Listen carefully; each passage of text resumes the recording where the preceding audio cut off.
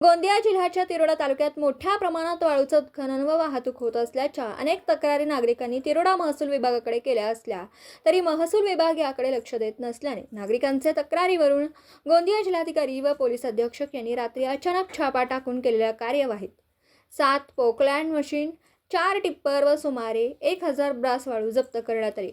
तिरोडा तालुक्यातील वैनगंगा नदीवरील कोणत्याही वाळूघाटाचा लिलाव झाला नसला तरी मोठ्या प्रमाणात 24 तास अवैधरित्या वाळूचं उत्खनन व वाहतूक होत असल्याच्या अनेक तक्रारी नागरिकांनी तिरोडा महसूल व पोलीस विभागाकडे करूनही यावर कुठलीही कार्यवाही होत नसल्याने नागरिकांनी जिल्हाधिकाऱ्यांकडे केलेल्या तक्रारीवरून जिल्हाधिकारी प्रदीप नायर व जिल्हा पोलीस अधीक्षक गोरख भामरे यांनी अचानक घाटकोरडा घाटावर धडक देत 7 पोकलँड मशीन, 4 टिप्पर जप्त केले। या कारवाईमुळे तिरोडा महसूल विभाग व पोलीस प्रशासन यांच्या मुखसंतीने बिनधास्तपणे वाळू घाट सुरू असल्याचा यावरून दिसून येतं। यामुळे आता जिल्हाधिकारी या संदर्भात महसुली अधिकाऱ्यांवर काय कारवाई करतात हे पाहणं महत्त्वाचं ठरणार आहे। गोंदियाहून प्रतिनिधी अमरदीप बडगे।